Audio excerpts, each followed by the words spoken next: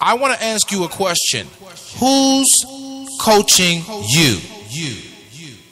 Who's asking you the tough questions? Who's telling you, man, you're the common denominator to all of your issues and challenges? Who's telling you, man, all day long you become the magnetic pulse that attracts to you both good and bad? I want to be your life coach. I want to be the one that cheers you on to the finish line. I want to be the one that you ask the tough questions. And it doesn't mean that I have all the answers, but that means that you have a partner, someone who believes in you, not the you see right now, but the you can't imagine, the you that you are to become, the you are destined to be. I always say we both need the positive and the negative. It's not enough to have the knowledge of the matter, but we must have the wisdom as well. For wisdom settles it. And that's what I want to offer you as you join me on the Coach's Corner. I want to offer you the wisdom of the matter. Maybe it might be relationships, talking about our campaigns for more, for life, the dark room for our subconscious, our spiritual journey. Whatever it is, I want to be there to encourage you, to build you, to challenge you, to cheer you on to the finish line. I'm qualified to do this. Why? Because I'm you. Thank you so very much for joining us for another edition of DCC, the Coach's Corner, in the house right now on SIBN Radio. My name is Marcus Saled, a.k.a. The Coach, and welcome aboard. As I approach the microphone today, assuredly I have personal and professional challenges here and there, and sometimes it seems like it's everywhere. But you know what? I'm getting the wisdom of the matter.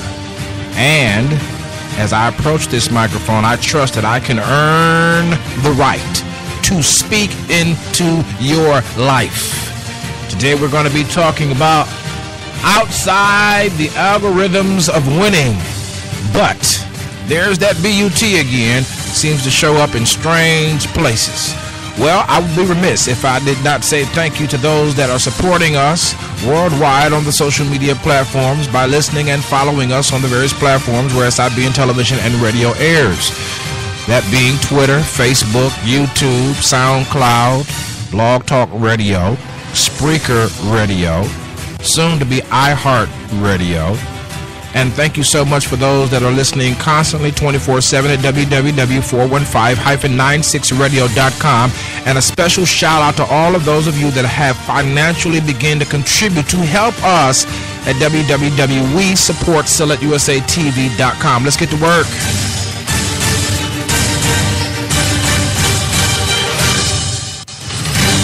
Yes, we're talking about being outside the algorithms of the winning circle, outside the algorithms of winning. What do we mean? Algorithms are a series, if you will, of chronological steps, I dare say, to achieve or to solve a particular problem, sometimes using most times using mathematical methods, scientific methods, and beyond. But I want to submit to you today that we are in a plethora of a community or regional experience where we do not have any proximity to the winner's circle. I mean, it seems as though that you are so far outside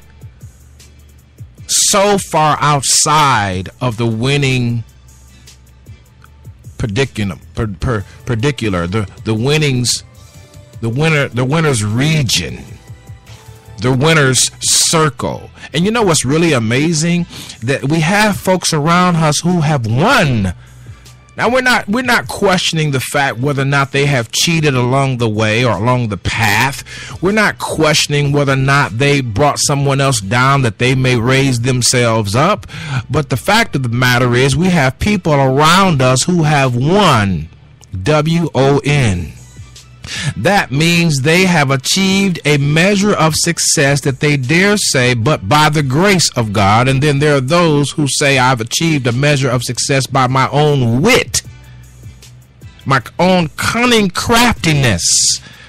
We're not even questioning that. We're just simply stating the facts that there are those that have and have not. And the haves have and can boast that they have achieved a measure, okay, of success. But there are those who are rising in the boat that floats on the tide of unfairness. There are those who are in the boat of locked out opportunities. There are those who are in the boat of past circumstances having impeded future goals and the overall perhaps mission in life. And I'm talking to those folks. I'm not talking to the highly conceited, self-righteous, self-made folks. I'm talking to folks who are hanging on the branches of mercy and grace. I need some help. I'm talking to the folks who are already outside the calculations of winning. I'm talking to the folks who are outside the calculations. Why? Because somewhere along the path, according to the wisdom of the day, they've misstepped. Along the path, they've misstepped or missteps. I need some help right there. Misstep meaning they chose the wrong option, or missed the steps meaning they didn't include the step at all. And that's all of those that are listening to the sound of my voice, including the coach himself. And you know what's really interesting? At the end of the day, we are not scheduled to win. According, as I said in the other show, according to the statistics, according to the facts, according to the past, according to the naysayers, according to the gossipers, according to friendly fire, according to those who hate us, according to our haters, according to all the ones who doubt us, but yet say they believe in us, we are not, you and I, are not scheduled to win. We do not have, as they say when you go to collect an unemployment check, they say that it's according, the pay that you receive therein is according to the number of weeks that you've paid into the system. And some of us have come up short, having not paid into the system of the algorithms of winning. And so the question then becomes comical to some degree, and yet it is the question or the elephant in the room. Then what do I do? When statistically, factually, the algorithms of my steps, the measurability factors of my progress and efforts do not even bring me close to possibly winning like my counterparts, or like my constituents, or like my neighbors, or like my father, or my mother, or my brother, my sister, my uncle, my auntie, my pastor. Though I hear them say these great antidotes and give great wisdoms about how principled they are, why is it that in my life I have no evidence of even being near the winner's circle? I'll tell you why. Because some people are meant to win in the now, but some are meant to win in the after. There's an old scripture principle that says, the first shall be last, and then the last shall be first. But right now in our cultural community and society, regionally, nationally, we push the first being the first, and the last being the last. We scandalize folks who have to receive help. I received a note on my desk once, and it said this: tell your mother that I sent you a check. I'm not even going to call the name of the person that said that. They didn't want to send the check in my name because they have a preconceived notion based on the past that I would do something with the check that would be unbeknownst to the needs that my son did relay that he had. So they call themselves trying to protect my son by sending the check to my wife, and then I need some help. Oh yeah, along the path you've been insulted, you've been critiqued, you've been criticized, you've been dogged, you've been hated on, you've been gossiped about, you've been the subject of much conversation, you have been ignored, you have been denied. But I want to tell you that you may be standing or sitting or operating right now outside the algorithms of the winning circle, but there is a BUT in the midst of my statement, and when I come back from the break, I want to talk about the but in the situation. This is the coach.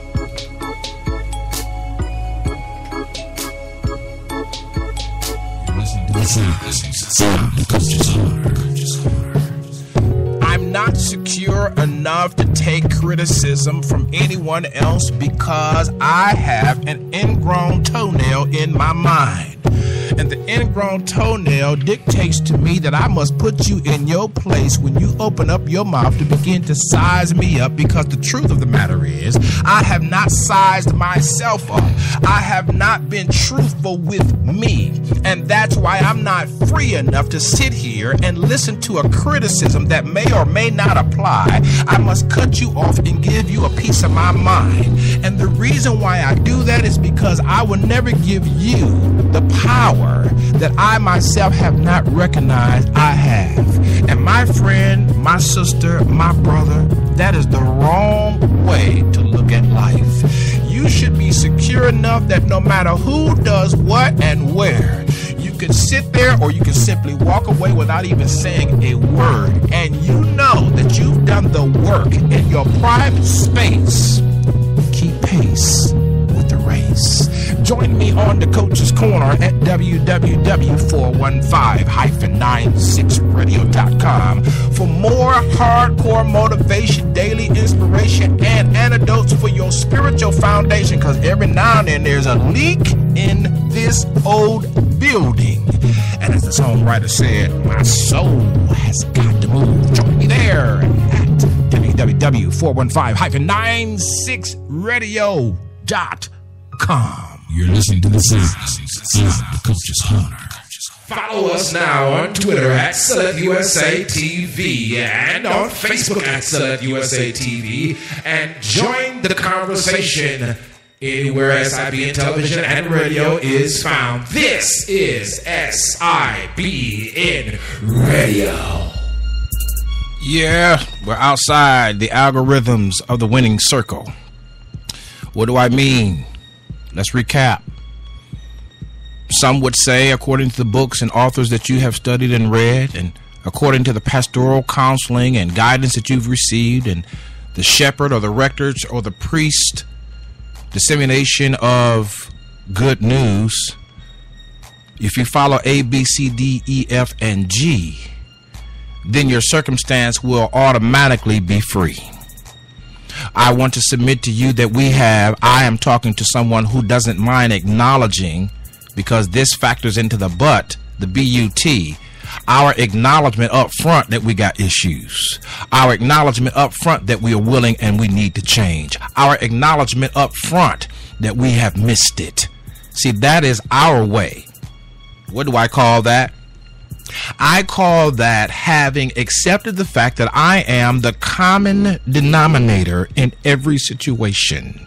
And if it is to be, it is up to me. But though I look at the outliers or the outline of what my constituents or what my predecessors have dictated being the only path to the winner's circle is having follow X, Y, and Z steps. Make sure that you're forgiving, and make sure you stay in contact. Make sure you're communicating. Make sure you have contracts in business, and make sure that you follow up, and make sure that you return calls, and make sure you're courteous, and be sure that you're nice, and don't forget to do this, and don't forget to do that, and make yourself available, and don't worry about the rules and the regulations, and just be easygoing, and on and on and on and on and on. As my pastor would say, I have received so much unsolicited advice on circumstances that I've gone through in my life that what's really funny about the whole situation is that I didn't ask for your advice, and then when I ask you, you don't have an answer, but when I don't ask you, you have an answer, and your answer has not worked out yet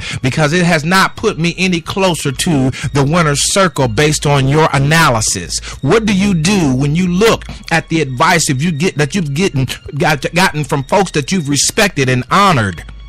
Folks that you looked up to. Notice I said looked up to, because you were so busy looking up to them that you could not see him inside of you that is greater than he that is in the world. There's an old scripture. The story goes like this in short, that in the year that King Uzziah died, I saw the Lord. Maybe it is that I am standing on the outside of the winner circles because I need to close my eyes to what I'm accepting as the truth from those who I admire and honor, and realize that I myself am also now a vessel, not in a self-righteous way, but that I have become a tool by which God now can speak to me and mold me and press upon my heart what I should do for my generation and how I should proceed. As I look at the story of Henry Ford, I am always amazed at the fact that even though he enjoyed great success and he was a billionaire by all accounts in the 1920s, I am stunned at how mean he was to his son. His son, having died before he was 50, threw Mr. Henry Ford into a deep depression. All because though he could see ideas and concepts and ways into the markets, and though he could assemble great host of assembly programs to have turnouts for products for sale, he was so short-sighted that he couldn't see how mean and how unbecoming he was to his possible successor. He often told his son, I wanted you to be tough. In other words, I want you to be like me, because my success thus is now the measurement of how you should proceed in life. How sad that rhetorical statement is. How sad it is when the analysis of your life is compared to those who have succeeded, but they dictate that now the only way you can succeed, the only way you can change the algorithms of being closer to the winner circle is follow the steps I give you. Oh my goodness, how sad, how sick. And so yet Henry Ford's son dies before 50. And it is said that Henry Ford was never the same after his son passed. In fact, when his son was sick, he was so mean toward his son, he didn't even believe that he was sick. How can you see great creative concepts for assembly and to come out with the first ever Model T, but you can't see how the treatment of your son possibly could have driven him to his death? How could you not see the mean-spiritedness of your ways, only to suffer in the mature days of his life with the agony of his parental defeat? You and I'm talking to somebody who is standing outside the winner circle, not even close based on the algorithms of winning. The steps therein that has been dictated to you by your constituents or by your mentors even. Because at the end of the day, we take in information and we are to weigh it to see, will it hold for what we've got to do? Will it hold for what I've got to decide? And though there are times when our decisions are obviously mistaken, our decisions obviously give our enemies and our frenemies more ammunition to antagonize us and to ridicule us and to bring us to nothing in their minds. And while they boast of how much they believe in us, we have no evidence of such, because in their minds, they have no evidence of our desire and discipline to win. And so we're caught in a snare to please those who we honor and respect, and thus yet caught in the thicket of having to decide our own journey of success. And then when you look at the two crossing over one another and you see the missteps or the obliterated steps that others said we should have taken, you sit discouraged, despondent, and full of despair, wondering if this is winning, what would losing be like? I want to encourage you that though you are outside the algorithms of the winner's circle, the reason why the miscalculations of your winnings have not added up because there is a supernatural step that you had not factored in. At the end of the day, I am flawed. At the end of the day, I am fettered. At the end of the day, I am broken. At the end of the day, I need to change, to grow, to mature. But let me say this. It doesn't negate the fact that when God made me, He made somebody. It doesn't negate the fact that my inner desire and hunger and drive to be what He has designed for me to be does not exist. It doesn't negate the fact that my intentions and the intent of my heart has not been pure, and the measurability of my journey has been often grievous with, am I doing this right? Am I going the right direction? You know what my enemies miscalculated? I am hungry not just to win, but I am hungry to demonstrate that if God can use a fettered person like me, if God can cause me to stand in the midst of nothing working out, if God can cause me to stand in the midst of waste and indecision, bad decisions, then I promise all those who listen to the sound of my voice or read the words of my books or even stop by to watch any of my web TV content that they will always get from me the same message, that there is nothing impossible, there is nothing intangible to them that believe. What is the but about in this conversation today? The but is that I believe. Many could ridicule, many could scandalize the thief on the cross. You don't have righteous acts to follow up what you said next to Jesus on the cross, dying as He was, to be able to say to Him that when you enter into your kingdom, remember me. You don't have the righteous acts. You wasn't principle centered. You didn't pull yourself up by your bootstraps. You didn't demonstrate discipline in your desire. You don't have a right to access the winner's circle, but yet the thief believed.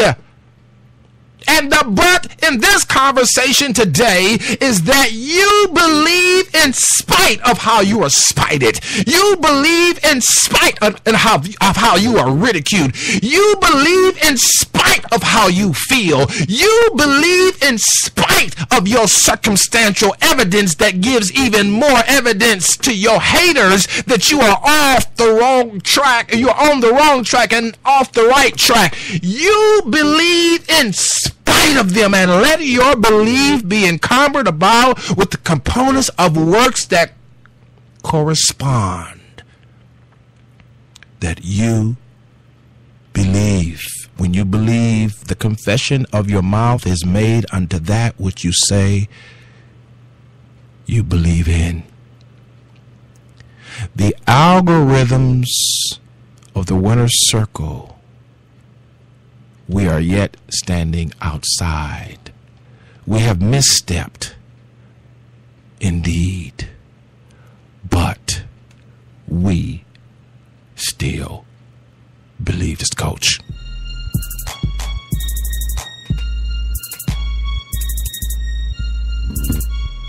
SCGPW. That's right. The Select USA TV Collabo Media Groups and Partners Worldwide for a limited time has opened up its membership to the general public. Now you can collaborate worldwide with media conglomerate SIBN Television and Radio. If you want to join free of charge for this limited time offer, then visit www.WeSupportSelectUSATV.com. That's right, we have programs, benefits, service, and so much more to offer to our members exclusively at SCGPW. That's right, visit www.WeSupportSelectUSATV.com. That's www.WeSupportSaletTVUSATV.com.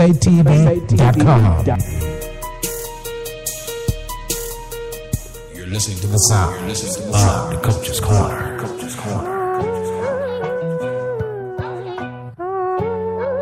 Ready, set, go.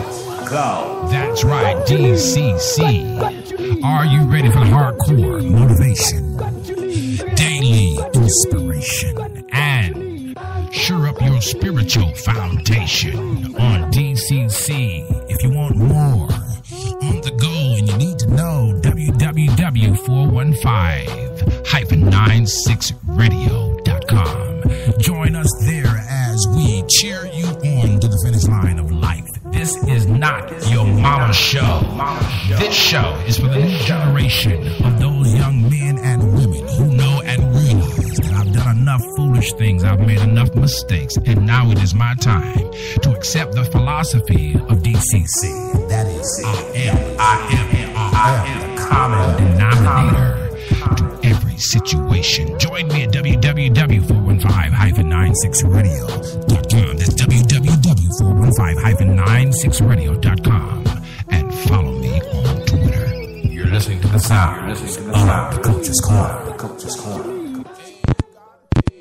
I's got my eyes on you, and I see you done sat down on the future. I need you to get up, stop looking back, and move forward.